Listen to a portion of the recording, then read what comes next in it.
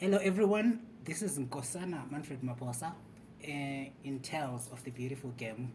Um, Today we're going to do an analysis of the English Premier League, and to me, with me on my right is Sir Gibson Ndeti.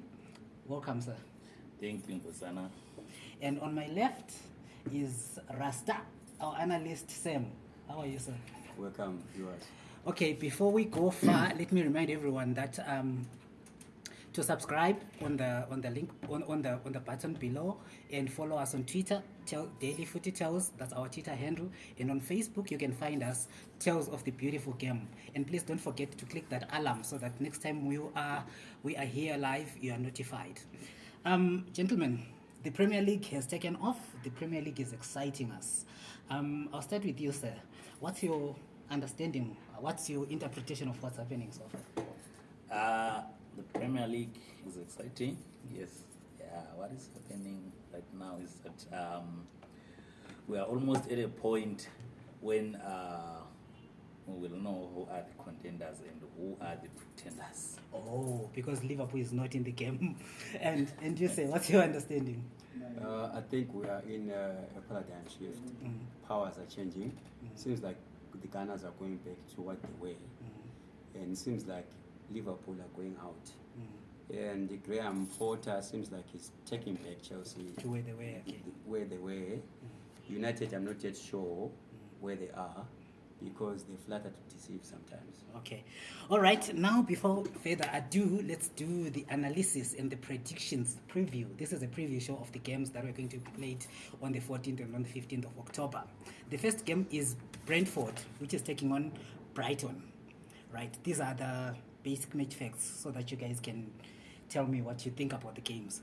Brentford seem to be at the back foot after scoring once in their last 3 games and letting in 5 at Newcastle on their last game. Brighton's new coach goes into his 3rd game winless after a narrow loss to Spurs. So Brighton is a new coach who has not won. They've both won twice, drawn, and lost once in their home. That's Brentford, and away that's Brighton. So Brentford has won twice, they've drawn and lost once at home, while Brighton duplicates those results away. Brighton did not beat Brentford home and away last season. What are your verdicts, gentlemen? Let me start with Rasta.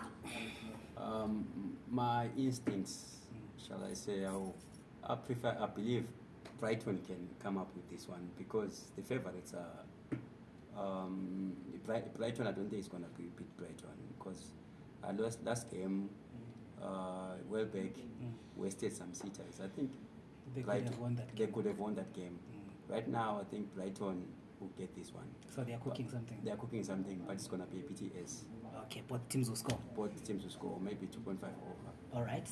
Say, Brighton and Brentford The are Brewers. teams. Yeah, the Brewers. Yeah, these teams, they're always hard to predict. But look, Brentford is a team that can come up with the result when everybody least expect. Brighton, on the other hand, are in a very good position this season. They've become somewhat seasoned fighters, a mid-table team.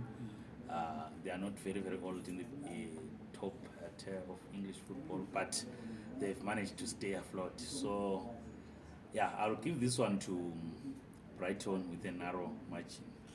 would you expect Brentford to score? Yes, Brentford to score. So it's PTS again. Yeah, it's PTS and a narrow win for Brighton. There's a guy I like for Brentford. I think he's going to score, and I think Brentford will win. But we'll see. Oh, that's like Yeah, that's striker. That Ivan Tovey. Ivan Toney. Yeah, Toney, Ivan Toney. yes, Yeah, he's yeah. a very, very good striker. Right, then we're going to Leicester is playing Palace. They are both bad travellers. Palace, who haven't won in their last 5 away games, face Leicester, a club they failed to beat in their last 6 encounters. Leicester, their last 4 head-to-head games finished with both teams scoring. Leicester have conceded the most goals, but only 6 teams have scored more than them this season. So Leicester, they are letting in goals like no one else, and they are scoring like almost like the best. So in this game, and Sendeti, I'll start with you. What you think? I'll give Vieira's boys a straight win in this one. How many? Yeah, maybe Leicester will score, but they will lose this one as they always score, but end up losing. You see, Vieira's boys are going to smell blood. There is what's his name, Zaha. Always, the guy always delivers, and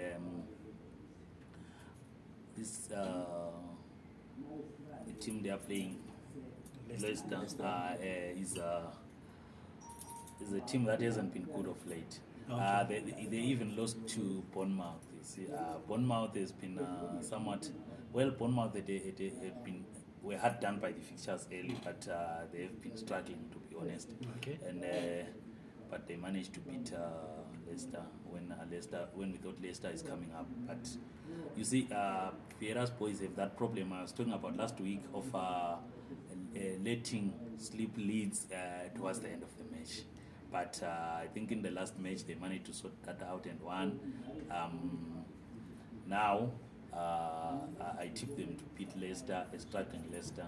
So I will say Leicester 1, Palace 3. All right. You?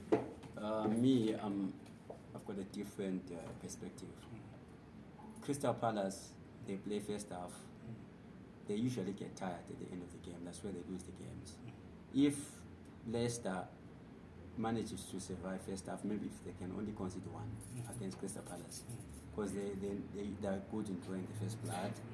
But this time around, I believe Leicester will win this one. They're under pressure because Okay. Rodgers can't afford to lose, and they're at home. That's their home turf. Crystal Palace, they play, but they tend to lose these games at the end. If Leicester puts their nose up front, Crystal Palace will be out. Be out. Okay. The only problem I'm concerned about Leicester, they must take out Ndindi from defense. They play him in midfield where he's strong. Yes, because he's the one who's making mistakes because he's not a central defender. Centre back. Yeah. They must take him back where he plays. Rather have an academy player playing there in number 4 than having a destroyer playing there. Okay. He's being played out of position. He makes mistakes because it's not He's not designed accustomed for to that. Yeah. Okay. All right. This one, gentlemen, I'll leave you to it. Let me leave you to your loggerheads. Fulham is playing Bournemouth. Bournemouth have not lost in 5 games. After the arrival of O'Neill, their new coach, they've won twice, drawn 3. While inconsistency has affected Fulham, they have been consistent in playing both teams to score in their last 7 EPL games. So this one smells like a BTS. What do you think, sir? It is a BTS, yes, I believe. But this time around, I think Fulham will win because of Mitrovic. Bournemouth, their defense isn't that strong if it's under pressure. Okay. But it's a tricky game. It's anyone's game. If whoever attacks do score, both of these teams are generous in terms of defense. But this time around, I feel Fulham, Being at home. yeah, they've got an edge. besides being home this time around, I think they'll win this one because they are all teams same size. Oh, okay. They have played more in the championship. All right, then in the league. Sir? Yes, I think on this one we are not at locals with the Rasta. I think anyone can take this game. Fulham has been playing teams that their size Okay. have been quite good. So Bournemouth is their size. So, All right. so yeah, they are going to have a better chance of winning it than Bournemouth. But I'm seeing a draw here, a scoring draw. Okay. All right. Wolves is playing Forest. Cooper, the Nottingham Forest, he's just signed a new contract despite his losses. I don't know how football works sometimes, but well, he has 1 win in 9 games, but he just signed a new contract. They gave him 22 players and gave him a new contract. So they've also hired a new sporting director. And that sporting director fired the head of recruitment and the head scout just after coming in. All right, that's interesting. Wolves, on the other hand, are also struggling. They've lost once versus City at home this season, won and drawn twice. So Wolves have not been winning as well at home. But at least they've got a win here. But their 3 goals scored in 9 matches is just terrible. Forest conceded a total of 10 in their last 2 away games. This smells like goals. Yeah, Does it? it does. But- Forest scores. Forest scores. No, but Forest concedes. Yes, but they score as well. Wolves doesn't score. Yeah, but look, Forest concedes, Wolves doesn't score. Let's face it. Wolves has a good attack. Their finishing is letting them down. Their attack is they have beautiful moves when attacking. So yeah, when they face a team like Wolves, like Forest that concedes, maybe the floodgates will open finally for them. But I see this one. I see Forest also scoring because Forest scores. Even if they lose, they score. Okay. So I'm seeing a PTS in this one and a likely draw with a PTS. Draw. Yes. Say. My angle is a little bit surprising, controversial. I think Nottingham. I can give this Nottingham Forest on two conditions. Wolves, they sold Cody. Cody was a pillar. At the defense. Yeah. Is yours? I think there's on loan. There's this. We have been in Everton is doing a good job, and that North African, Size. Yeah, size. That was a good combination. They were solid. They knew each other, their strengths and weaknesses. And on the other side, Diego Costa, that guy is finished. I think they just signed a name. They wasted their resource. You think so? I think. Yeah, no, I think he's not fit. No, Costa is finished. Diego Costa. His story is not good. Because I've watched him. If you see on paper, Wolves, they look better. Yeah. This one, I think, is a surprise. This can be a You surprise. think Cooper will justify his new contract as well? Besides the contract, he's judging. I've watched Wolves. Wolves, one, are full of young, upcoming Portuguese players. They play beautiful soccer. So they're in Portuguese under 20. There's no balance. They've got under 20 Portuguese, and they've got some Old Portuguese guys. Omotino. this finished Diego Costa, and then their defense is also suspect. They play nicer because something is missing in the Wolves outlet. Probably that's why they This fired is the gonna coach. be a high scoring goal game, but I will give it to Forest. Because Forest has got this habit of scoring. All right, let's see. The Spurs is playing Everton. I think probably this is the biggest game of Yeah, Saturday. that's the biggest game. Spurs were the first team to beat Brighton away in 7 months. They've gone on 7 games winning streak, and Brighton was ironically the last team to beat them at home. So Brighton beat them at home. Everton have won just 2 away. So Everton have just won just 2 away games in 13 games under Lampard. So Everton is away. So they have won 2 against Spurs. They are facing Spurs. Spurs have scored in their last 14 EPL matches, averaging more than 2 goals. Gentlemen, let's leave the Brighton factor away, but tell me about the Everton and Spurs. Everton and Spurs. Yeah, Spurs is at home, right? Yeah. So yeah, I the problem with Spurs, you can't predict them. Sometimes they turn up, sometimes they don't. This isn't they've been turning up. Yeah, this season they've been turning up, but sometimes when you are now confident that they turn up, that's what they usually do. They don't. But on a normal day, if they turn up like they've been doing this should be an easy one for Spurs. This should be an easy one for Spurs. But Everton, Do you see Everton scoring? yeah, Everton will score, but Spurs will easily take this one. But you never know; they might not turn up. But in my opinion, I think they are in a good position, and they have every confidence and to turn up and bring the results. Okay. So I'm giving this to Spurs 2-1. All right. I agree. We're not on loggerheads on this one. I would say Spurs will win it comfortably. You know why? Spurs is like an anaconda. It will frustrate you. It will strangle you. They don't play They choke life out of yes. They don't play to entertain. They play to win. This is Antonio Conte. I watched Everton at home in their hunting ground, in their killing grounds in Goodson Park. I noted about them. They lose concentration. There sometimes they are over ambitious. Look at Iwobi. He was trying to dribble. When his fellow player was on an advanced position. He lost that ball. Manchester passed and scored. All 3 goals that were conceded were because of ill discipline.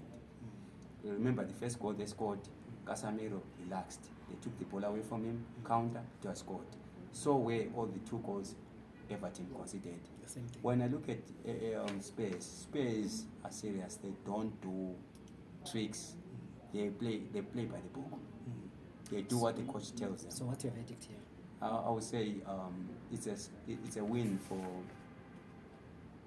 Spurs. It will be hard for a BTS. They can win without scoring. I think on this one I agree with you. Lampard seemed to have built a side that can defend in phases, but scoring. They struggle to score. They don't score. You know why? United were vulnerable the last game. He was so slow. When he came up with those long crosses, United was struggling, but he implemented that thing very late. Even 12 minutes to go. If he did that maybe on the 68th minute, he should have took advantage of Martinez's shot. This shot, and they would have Because got something. one defender was going to be under pressure, they could have won that game. But he saw it very late. Okay. I would say, on terms of tactics, I'll give Conte. Conte's got an edge. That game is a game between 2 coaches. I'll give it to Conte. All right.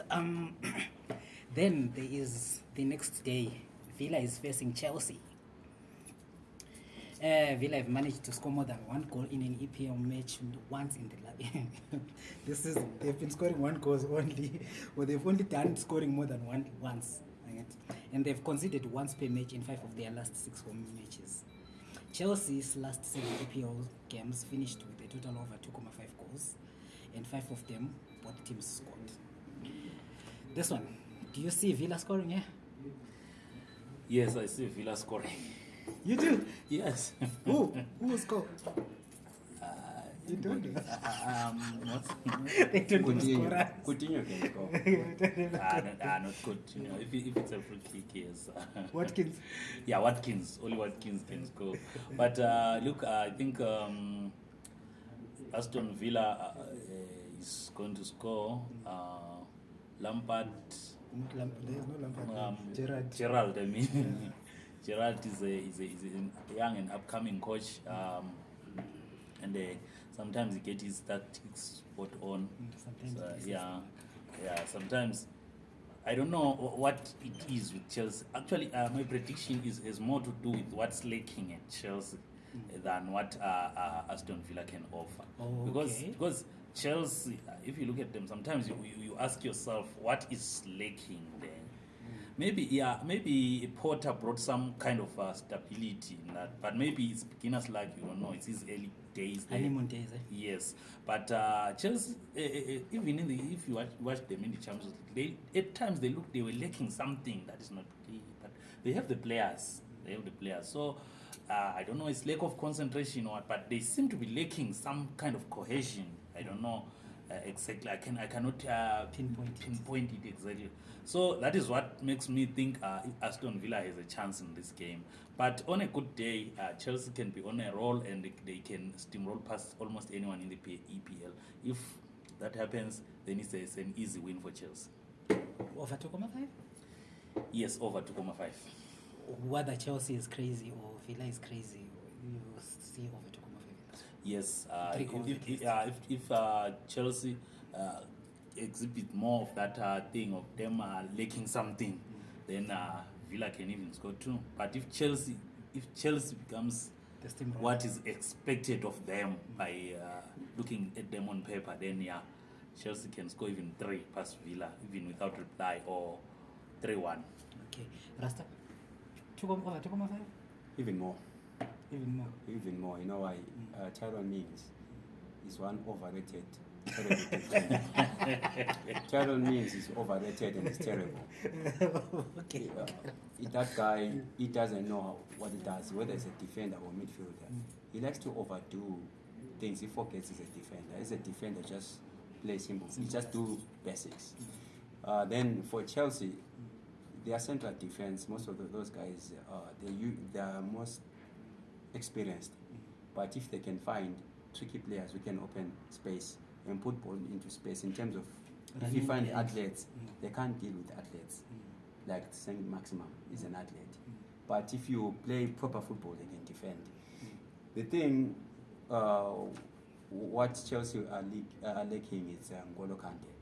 Oh yeah, yeah. If Chelsea, N'Golo Kante is there, they can beat anyone in the whole world. N'Golo Kante is the steal. Other players, in terms, the problem Chelsea is having is the problem that United are having. It's difficult for them to take back, to retain possession. They have to. It's the defenders who always win what The ball ball back. possession. So you don't have your You understand? midfielders and So it's the strikers. problem that United is having is the problem that Chelsea is having. For teams like Arsenal, they've got Partey. Partey doesn't allow you; it destroys your play. Both with Any Xhaka. small mistakes, he snips. That's it. why they're on top of the log. So is Man City. That's why they're on top of the log. They get the ball faster. These teams, that's why they're not on top of the log. Is that their midfield? They're full of ball jugglers, but in terms of they forget to defend. They're always on the front foot offensively. Their reaction in defensively is so poor. But I'll still give Chelsea a win. Easily You win know 50. why? Aston Villa, they don't have character. Look at the game against City. How do you lose such a game at the end? Okay. They can collapse. Like they've got this syndrome of Crystal Palace. They can lose the game at the end. At the They can play well first half. Well, I don't know what's wrong with Gerrard. When he does substitution, the team collapses. I've seen. I think it's something wrong with Gerrard. So you mean He's got a good starting lineup, but whenever he takes from the bench, probably maybe they don't have a good bench. maybe? They don't have the same quality with the starting lineup. Yeah, maybe. Let's look at Leeds and Arsenal. I think this one, the Chelsea one. Okay, I think the Chelsea one, 4-5-0 is possible. Leeds and Arsenal. Look, leaders are going to Leeds. Leeds haven't lost at home this season, but they drew their last 2 home matches. They've gone 5 matches without a win, so they've lost away 3 away matches and drawn 2. That's Leeds. Arsenal, meanwhile, lost only once in their last 12 matches, with 10 of them having more than over 2.5, more than 3 goals or 3 goals. In their last 12 head-to-head matches, they have drawn twice, with Arsenal winning the rest. So basically, Leeds have not beaten Arsenal, but also Leeds have not lost at home this season. Do you see a first Leeds home loss this season, this week?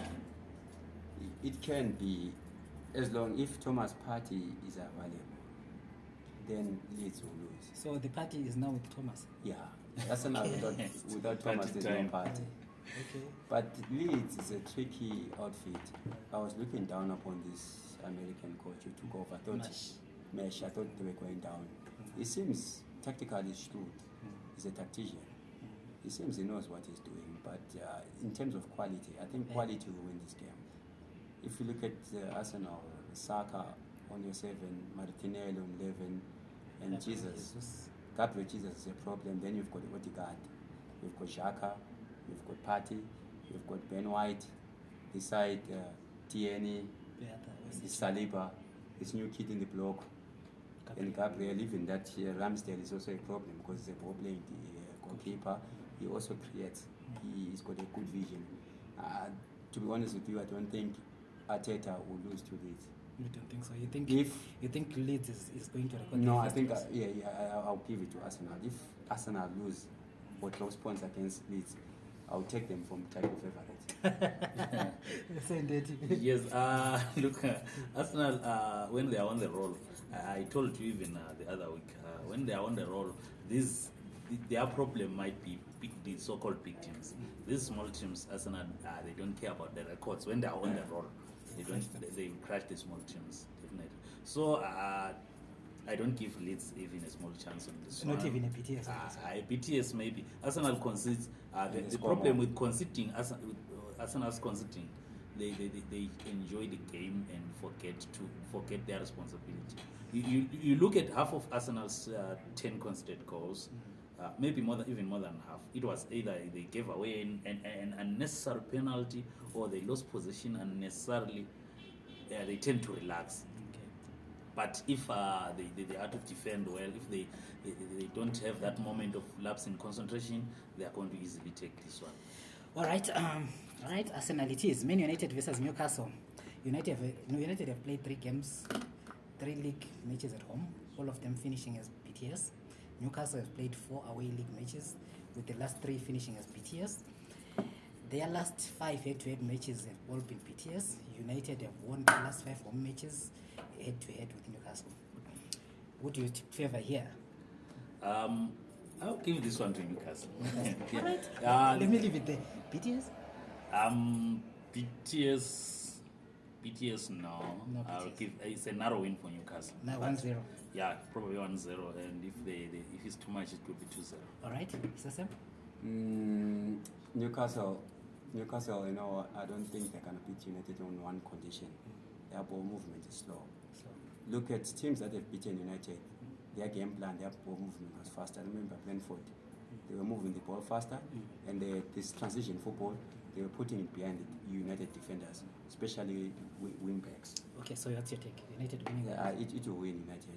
But BTS? not going to be, it can be BTS, but a close game. Close game. You know why? The problem with Newcastle, Newcastle, they use physique. They are very athletic. They get tired at the end of the game. All right. So Most of their games, they lose them at the end. Remember the Liverpool game, it was supposed to be a win for them. City, they drew. The City they drew, they were supposed to win. They get tired. And then again, they usually depend on Sek Maximum. Okay. Sek Maximum was the one who was giving them torrid times. But now we want to test him against Martinez.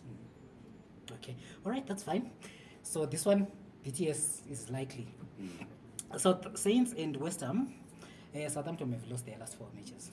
Well, West Ham has recorded their first back-to-back wins of the seasons.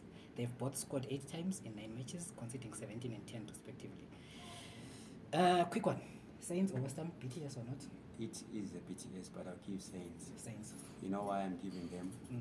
They are disciplined. Mm. They will play according to their coach's instruction, Ralph. Ralph is smart. He's playing his team to his strength. That's why they're not relegated.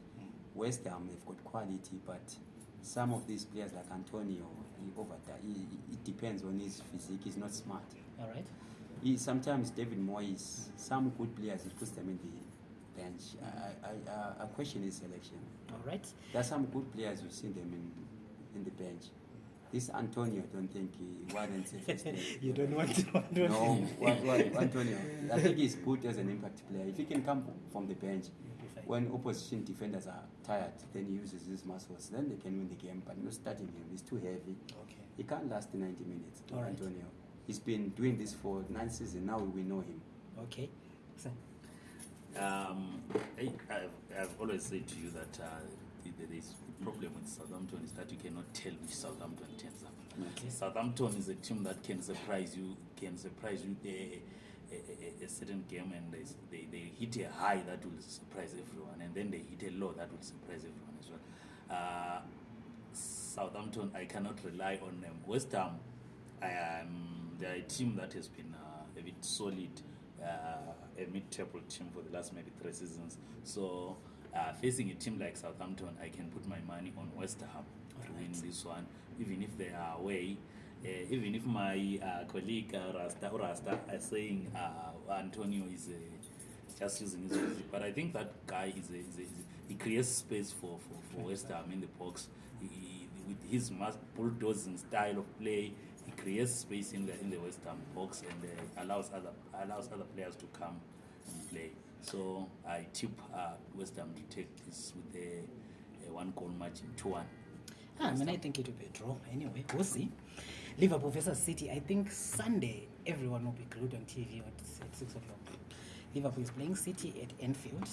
Liverpool have gone 3 league matches without a win, and they welcome City who have a similar away record to their home record, 2 wins and 2 draws. So City have won 2 and drawn 2 away, just like at home in their last 4 games. Liverpool have scored 16 in their last 5 matches. City has scored 18. City has last lost a league match in February, and 2 of their last 3 defeats were against Liverpool. Liverpool's last 2 defeats at home were on Champions League. 9 of their last 10 head-to-head games have seen both teams score. Gentlemen. Tell me this one. Whoever wants to start. I'm the one. I want to start. I like being controversial because it's nice. But this time around, I think in terms of record, I don't see myself Liverpool. this one, as everybody's saying. I know the whole football fraternity is saying Haaland. Haaland, City. I think there's one thing, Klopp, as much as I respect him, the biggest weakness for Man City's defense. It was exposed by Newcastle and other things. You see those long balls, long ball formation, they can't deal with. It's Ten Hag, Guardiola, these guys who like these football short passes. They struggle against teams that got long balls, long balls. If you put it behind their defenders, one, their central defense is not fast. The faster defenders are not good defensively. Ake is fast. Akanji is fast but can't defend. Diaz is a good defender, is slow. Laporte is a good defender but slow. I don't like Laporte. Yeah, he's better than this guy, Stones. Okay. He's better than Stones. I Similar think to Stones Stones. is brilliant. And the problem with Stones, he's not Stones disciplined. brilliant. He's not brilliant. You know what's wrong with Stones? He's not positional disciplined. Remember what happened to England when they put Maguire and Stones? They're not positional disciplined. Don't do that. They were drifting away from their defensive position. That's why they lost 4-0 to Denmark. All right, Rasta. BTS It is a BTS. winner. Me, I will say the Reds. Liverpool. Yeah, I'm putting it. You think the Enfield Demons will? No, hound that's City? difficult. No, Enfield, the club will play this one. Okay. This is Anfield, they say at Liverpool. So at Anfield, Liverpool wins. I'm tipping Liverpool to win We agree. at Anfield. This one because Liverpool really loses at Anfield, and Liverpool have been a slow starters to this season. We can write them off at this point, but at our own peril, Liverpool can come and surprise you because they still have the same quality that they had last season. Do they? Yeah, one thing I see about Liverpool, the only problem I see about Liverpool is some of the key players are bent out. But Liverpool is Liverpool at Anfield. So I'm tipping them to take this one with a PTS, maybe 3-2. All But right. Liverpool will take this one. All right, there comes the end of our show. Please don't forget to subscribe on Facebook, Tales of the Beautiful Game. On Twitter, it's Daily Footy Tales. And here, hit the subscribe button and the alarm bells. Till we meet again. Ciao. Guys, you talk.